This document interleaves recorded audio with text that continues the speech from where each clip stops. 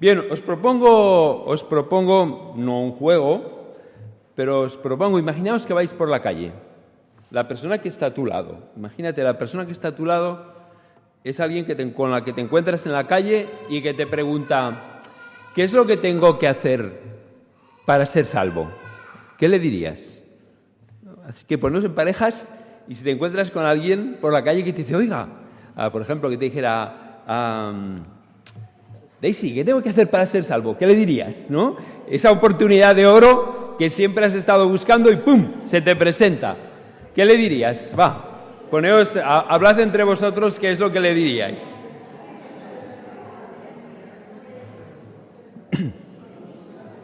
Tenéis que estar preparados por si un día os encontráis con esta situación.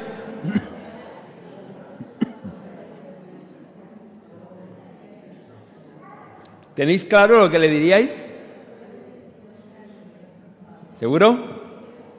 Bueno, vamos a ver si coincide. Vamos a ver si coincide con lo que yo tengo en mente. Bien, dejadme que os lea un pasaje de la Biblia. Lo voy a leer desde una versión que se llama la traducción en lenguaje actual. Entonces puede ser que cambie un poco de la que tenéis vosotros, pero está en el Evangelio de Lucas, el capítulo 11, y es algo bien conocido de todos vosotros, es la parábola del buen samaritano. Escuchad y os la leo. Dice, un maestro de la ley se acercó para ver si Jesús podía responder a una pregunta difícil. Y le dijo, Maestro, ¿qué debo hacer para tener la vida eterna? La pregunta que yo os dije.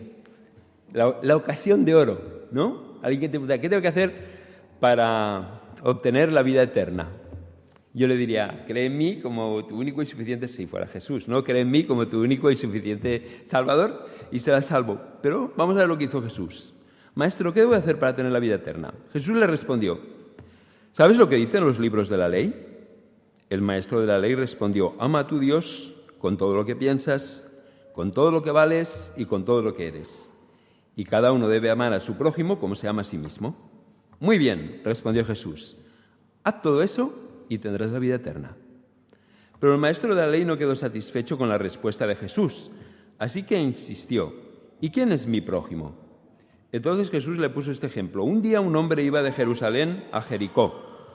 En el camino lo asaltaron unos ladrones y después de golpearlo le robaron todo lo que llevaba y lo dejaron medio muerto. Por casualidad, por el mismo camino pasaba un sacerdote judío. Y al ver a aquel hombre, el sacerdote se hizo a un lado y siguió su camino. Luego pasó por ese lugar otro judío, un levita que ayudaba en el culto del templo. Cuando este otro vio al hombre, se hizo a un lado y siguió su camino. Pero también pasó por allí un extranjero, un samaritano, un natural de la región de Samaria, y al ver a aquel hombre tirado en el suelo, le tuvo compasión. Se acercó, sanó sus heridas con vino y aceite y le puso vendas, lo subió sobre su burro, lo llevó a un pequeño hotel y allí lo cuidó.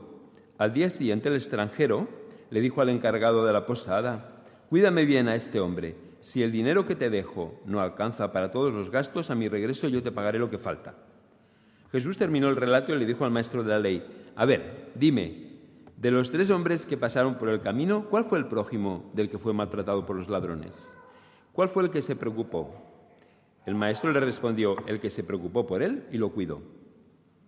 Jesús entonces le dijo, anda y haz tú lo mismo. Bien, pongámonos en contexto. Es un pasaje bastante conocido por todos vosotros, ¿no? Es el de la parábola del buen samaritano. Pero es interesante ver el contexto. En la conversación, el doctor de la ley le dice, ¿qué debo de alcanzar la vida eterna? Por eso yo os preguntaba, si a vosotros alguien os preguntara, ¿qué haríais? ¿Qué diríais? Lo normal es creer en el Señor Jesucristo como tu único y suficiente Salvador y serás salvo. Le ponen a Jesús en bandeja la pregunta. Es la ocasión de oro para hacer el mensaje evangelístico por excelencia. Y además también para dejarnos a nosotros una pauta de qué hacer cuando alguien nos pregunta una cosa similar. Pero Jesús decide no contestar.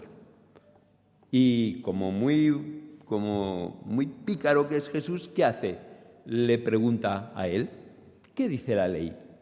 ¿Qué lees en la Biblia? ¿Qué lees en las Escrituras? Es interesante porque Jesús no dice, cree en mí como tu único y suficiente Salvador y serás salvo. Y me besas el anillo y ya está todo listo. No.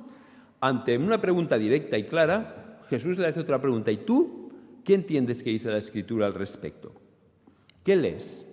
Seguramente ese doctor de la ley, que era un judío ortodoxo, un judío bien consagrado, llevaba su filactería, o filacteria, depende cómo se pronuncie. Sabéis que son esas cajitas que llevan en la frente y que llevan en las manos, donde precisamente en esas cajitas no podían llevar toda la Torá, pero llevaban unas pequeñas cintas donde estaban estos versículos que él, el doctor de la ley, le respondió a Jesús: amarás a tu Dios con todo tu corazón, con toda tu mente, con todo su ser, y al prójimo como a ti mismo. Se lo sabía de memoria. Además lo llevaba justamente en sus manos, lo llevaba en su cabeza y por lo tanto sabía muy bien lo que tenía que responder. Jesús, ¿qué le dijo? Si haces estas cosas, vivirás. Interesante, ¿no? O sea, si tú amas a Dios, ¿qué tiene que hacer uno para ser salvo? Amar a Dios y amar al prójimo. No lo digo yo, lo dice Jesús. Podía tener un mal día Jesús, pero lo que él dice es que si amas a Dios y amas al prójimo, serás salvo. Como amar a Dios, la cosa le parecía bastante fácil al doctor de la ley, lo que preguntó es, pregunta trampa: ¿y quién es mi prójimo? Porque para un judío, el prójimo era otro judío, ¿verdad? El concepto de prójimo era muy limitado. Es el que es igual que yo, el que piensa como yo, el que ve las cosas como yo, el que ve la vida como yo, el que habla el idioma que yo hablo, el que tiene las doctrinas que yo hablo. Este es mi prójimo. Un judío pensaba que si una mujer gentil se encontraba en estado de parto y necesitaba ayuda, no había que ayudarla, porque eso era ayudar a que otro gentil viniera al mundo, ¿verdad? Entonces, no es nuestro prójimo. Nosotros definimos quién es nuestro prójimo y una vez que lo hemos decidido, decidimos cómo lo vamos a amar. ¿Me estoy sabiendo explicar? Entonces este hombre pregunta, bueno, ¿y quién es mi prójimo? ¿Hay alguien más, aparte del que es igual a mí y el que piensa igual que yo? Y entonces lo que hace Jesús es explicar la historia del buen samaritano. Déjame que hablemos un poquito de esta historia, porque esta historia no solamente es una parábola que tiene como finalidad tener una moraleja al final. Yo creo que representa diferentes tipos de personas que se enfrentan ante la necesidad del prójimo de diferentes maneras. Y en ese sentido es universal. Y cada uno de los que estamos aquí nos podemos ver reflejados. Cómo respondemos delante del prójimo necesitado y quién es nuestro prójimo. Dejadme que os hable en primer lugar de la ruta de Jericó, de Jerusalén a Jericó. Yo he tenido el privilegio de hacerla, no en burro, ni caminando, sino en automóvil, pero en tan solo 30 kilómetros tú tienes un descenso de aproximadamente 1.200 metros, porque vas desde Jerusalén hasta Jericó, y sabéis que allá está el Mar Muerto, que está justamente por debajo del nivel del mar, por eso se llama el Mar Muerto, y allí realmente no crece absolutamente nada. Pero era un camino tremendamente peligroso, era un camino muy angosto, era un camino lleno de recovecos y era el lugar ideal para poder asaltar a la gente y para poderla robar. De hecho, se dice que hasta bien entrado el siglo XX todavía o le pagabas peaje al jefecillo de la zona o si no te arriesgabas a que te robaran, porque el camino continuaba siendo igualmente peligroso.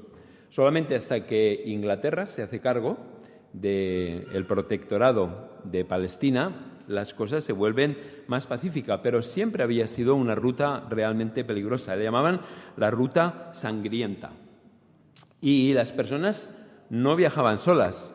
Las personas se agrupaban en caravanas y cuando había un número lo suficientemente grande, transitaban esa ruta para protegerse mutuamente. Por lo tanto, el caminar esa ruta solo era realmente una irresponsabilidad. Entonces, esta era la ruta. Ahora dejadme que os hable de los diferentes personajes que aparecen en esta historia. En primer lugar está el viajero, ¿verdad? Todos sentimos lástima por este pobre hombre. Yo diría que este pobre hombre era un irresponsable, ¿verdad? Estaba llamando a gritos que lo robaran. Viajaba solo, por lo que vemos en el contexto de la parábola, iba bien suplido, o sea, llevaba bienes y servicios, y el hombre pues decidió que pachulo yo, ¿no? Yo voy por el camino y a mí no me va a pasar nada. Si ves la historia desde este punto de vista, podemos afirmar que lo que le pasó, él se lo buscó, ¿verdad? Fijaos que esto es interesante e importante, porque a veces es fácil sentir compasión por el que es una víctima de la vida. ¿Me explico? Cuando la vida se te cae encima y tú simplemente eres una víctima de circunstancias, realidades o situaciones que no has podido controlar. Pero es más difícil sentir compasión cuando lo que estás experimentando y viviendo tú te lo has buscado. Al fin y al cabo, haber esperado que hubiera la seguridad suficiente para hacer el camino. De alguna manera, yo creo que no es difícil pensar, tío, pues ya sabes lo que pasa cuando vas de Jerusalén a Jericó solo. Estás llamando a gritos a que te pase alguna cosa, ¿no? El viajero representa un tipo de ser humano. Y este tipo de ser humano es aquel que sufre las consecuencias de su estilo de vida. Todos optamos en la vida por determinadas decisiones. Yo decido viajar de Jerusalén a Jericó, por las razones que sean. Seguro que había una buena razón. A mí no me va a pasar nada, soy lo suficientemente valiente, yo qué sé, lo que le motivó. Pero lo que me gustaría que vierais es que representa un tipo universal de ser humano. Y es el ser humano que decide optar por una serie de decisiones y estas decisiones, ¿qué hacen? Le pasan factura. Así que nos representa a la persona que sufre porque realmente su conducta le ha llevado a esta situación. Está sufriendo algo que él hubiera podido evitar simplemente tomando decisiones diferentes. ¿Me estoy sabiendo explicar? Entonces, todos nosotros, en ocasiones, estamos experimentando, hemos experimentado o experimentaremos el resultado de decisiones que hemos tomado. Nadie nos ha empujado a tomarlas. Hemos tomado porque nos ha parecido que era lo mejor o porque nos ha convenido o porque hemos querido, por lo que sea. Lo que quiero que veáis es que el viajero es un tipo que representa a una manera de enfrentar la vida. Es un arquetipo, es un modelo. Estoy explicando con claridad lo que quiero decir con un modelo, porque cada uno de los personajes representa esto. Pero vamos a ver el otro personaje. El otro es el sacerdote. Yo he oído historias que han querido justificar al pobre sacerdote, ¿verdad? El sacerdote iba al trabajo y ya sabéis que si un sacerdote o cualquier judío tocaba a un muerto, durante 7 días quedaba impuro. Y por lo tanto iba al trabajo, si no trabajo no me pagan, todo eso hemos hecho el razonamiento. Si no trabajo no me pagan, por lo tanto si llego tarde al trabajo y no puedo hacer el trabajo no me van a pagar. Y me voy a quedar impuro, se me va a pasar el turno de sacerdocio y vete a saber cuándo me vuelva a tocar. Todos podemos justificar que el sacerdote algo tenía en su mente, salvo por un pequeño detalle, que dice que bajaba de Jerusalén, dice que bajaba por el camino. Si bajaba del camino, ¿de dónde venía? De Jerusalén. Si no, subía por el camino. Pero como bajaba de Jerusalén, quiere decir que había terminado su turno de trabajo. Por lo tanto, la excusa de que me voy a volver impuro y no voy a poder trabajar no cuadra muy bien. Aunque continúa siendo cierto que si tocaba a aquella persona y estaba muerta, estaría durante 7 días impuro. O sea que ha estado toda la semana trabajando como un burro, haciendo sacrificios que no debe ser nada agradable, ¿no? Agarrar al bicho, degollarlo, la sangre, despellejarlo, quemarlo, y cuando regresas a casa te encuentras con alguien que puede estar muerto, lo tocas y 7 días fuera de la comunidad. ¡Hala! Sin ver a la mujer, sin ver a los hijos, con la ventaja de que no ves a la suegra y algo tiene de positivo, pero son 7 días que estás impuro. Y aquel hombre no sabía si era un herido o era un muerto. Por lo tanto, ¿qué decide? No lo voy a tocar. Yo sigo mi trabajo y voy para allá. Bien, yo creo lo podemos entender. Todos hemos estado delante de situaciones y hemos dicho, ¿lo ayudo o no lo ayudo? ¿Me implico o no me implico? ¿Me rompo la cabeza? ¿Me voy a complicar la vida? A mí me gustaría que vierais el arquetipo o el modelo que representa este hombre. Este hombre, el sacerdote, representa al buen conocedor de las doctrinas. Las personas que conocen muy bien la doctrina, que conocen muy bien la palabra, que conocen muy bien lo que Dios espera, que te pueden argumentar hasta el último versículo de la Biblia, que son realmente puristas y súper ortodoxos con todo lo que tiene que ver con la doctrina, con todo lo que tiene que ver con las prácticas, pero luego se olvidan de la caridad, la compasión y la misericordia, ¿verdad? Eso sí, Se rasgarán las vestiduras como estoy haciendo yo ahora mismo. Haces una pequeña irreverencia, ¿verdad? O lo que perciben como una pequeña irreverencia. Y se pueden rasgar las vestiduras, pero después, delante del necesitado, ni se inmutan, ¿verdad? Esto es lo que representa el sacerdote. ¿Me estoy sabiendo explicar? Vayamos al siguiente. Luego va el levita. El levita tiene el mismo problema que tiene el sacerdote, y es la impureza. Si lo toco, 7 días impuro. ¿Quién quiere estar 7 días impuro? ¿No? De baja. Además, ahora me parece que la Seguridad Social la primera semana no te la paga, ¿no? Te la tienes que pagar tú. Entonces, no voy a tocarlo. Pero dejadme que lleve la historia, que fuerce un poco la historia. Se sabe que en esa ruta de Jericó a Jerusalén o de Jerusalén a Jericó, una de las tretas que utilizaban los bandidos era simular que alguien estaba herido, ¿verdad? Y ahí abandonado. Entonces, ¿qué sucedía? Sucedía que las personas caritativas, de buen corazón, con buena actitud, se acercaban para tratar de ayudar. Y cuando estaba ayudando, cataclac, salía el resto de la banda y te desvalijaban total y completamente. Yo creo que el levita es un modelo, o nuevamente un arquetipo. Es aquel que busca la protección y la seguridad.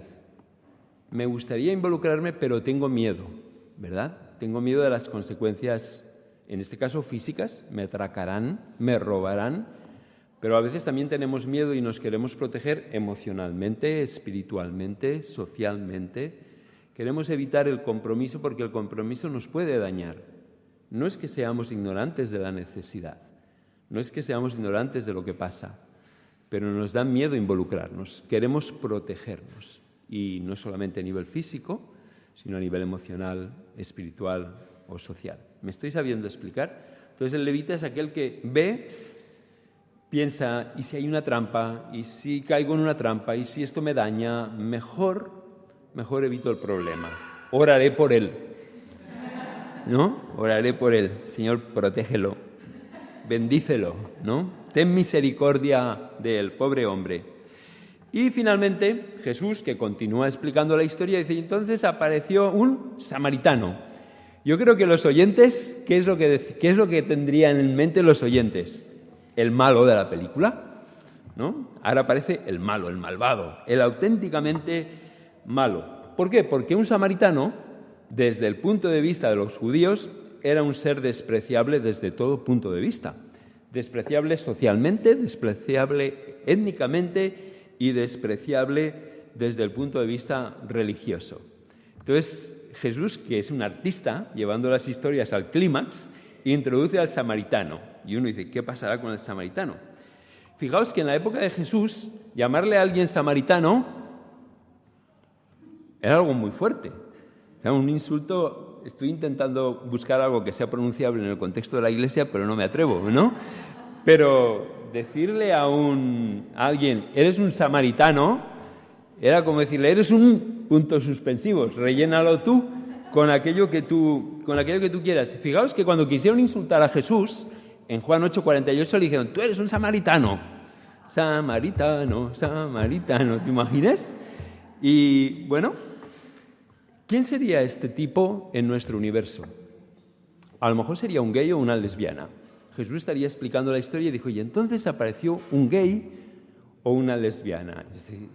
Y nosotros, que somos puristas desde el punto de vista religioso y espiritual, diríamos el malo, ¿no? O un transexual. Vete a saber tú.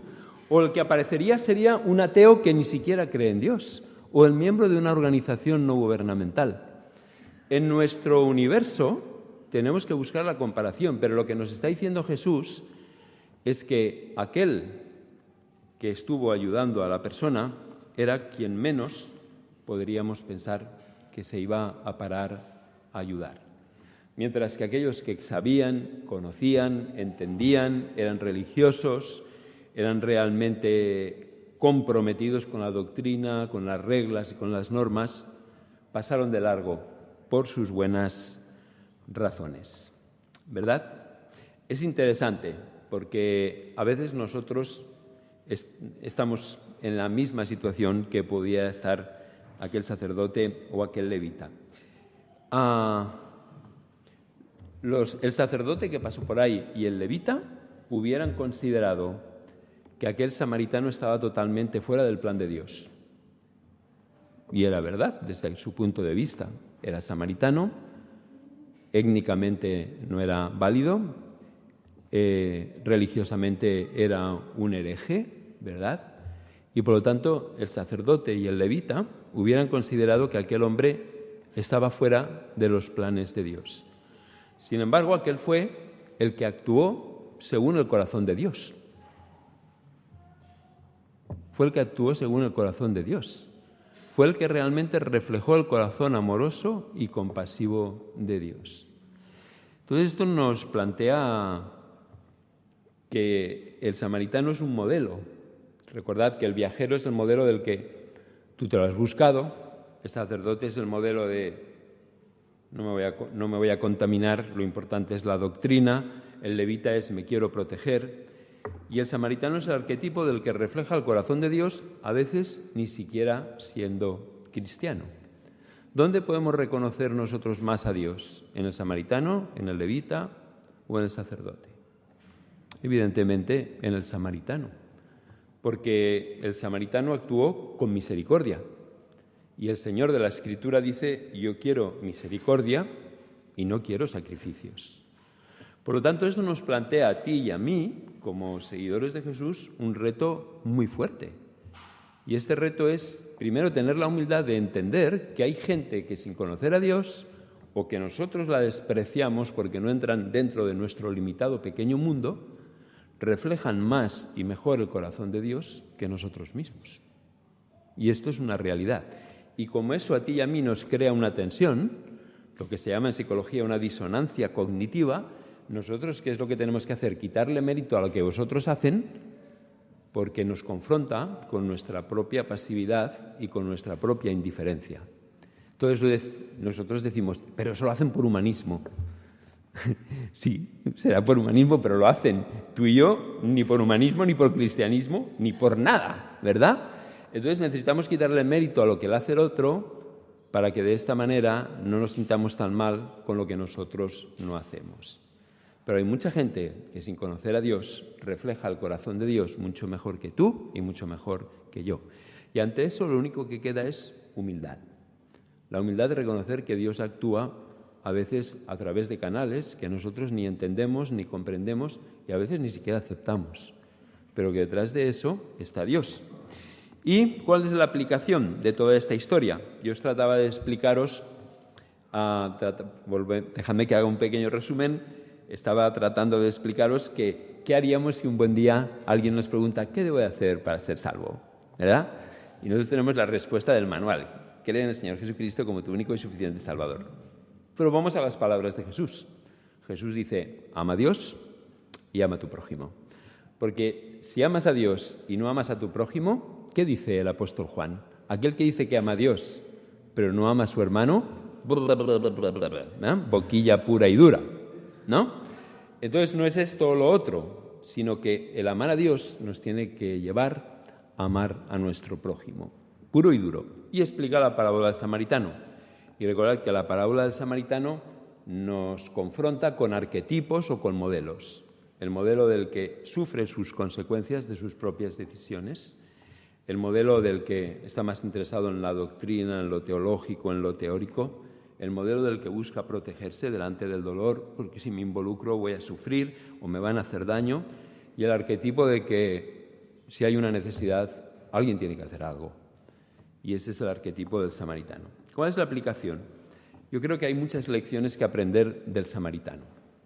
Yo creo que cuando vemos a alguien hacer el bien, siempre debemos de tener la humildad de preguntarnos qué puedo aprender de parte de Dios cuando veo lo que esta persona, esta organización o esta institución está haciendo. Yo veo que el samaritano, en primer lugar, no se desentendió. Él no se desentendió del problema. Él, probablemente como tú y como yo, hubiéramos pensado, tío, tú te lo has buscado, no haber viajado solo. Él no se hizo este razonamiento. Dice que, movido a misericordia, al ver a aquel hombre, le ayudó. Entonces no se desentendió. se involucró corriendo un riesgo, el mismo riesgo que pensó el levita. Probablemente este hombre no era tonto y debió de pensar, y sí, es una trampa, pero dice que la misericordia le impulsó, ¿verdad? La misericordia. No se planteó, como os decía antes, si la persona lo merecía o no. Y daos cuenta de que cubrió una amplia gama de necesidades. Aquel hombre tenía muchas necesidades médicas, le curó las heridas con vino y con aceite, desinfectantes de la época, le dio protección, en el momento en que se involucró con él, le dio protección, le dio transporte, dice que lo subió en su burro, le dio alojamiento y suplió también sus necesidades económicas. Pagó al posadero y le dijo, si esto no cubre, yo luego me haré cargo. Uno podría haber dicho, oye, lo dejo aquí, llama al 112, porque yo tengo negocios que hacer y tengo que irme, ¿no? Es interesante, porque este hombre tenía negocios que hacer, porque dice, me voy, pero volveré. Eso no quiere decir que él no tenía la intención de atender a sus negocios. Él tenía la intención de hacerlos, por eso lo dejó en manos de alguien y luego volvió para hacer un seguimiento.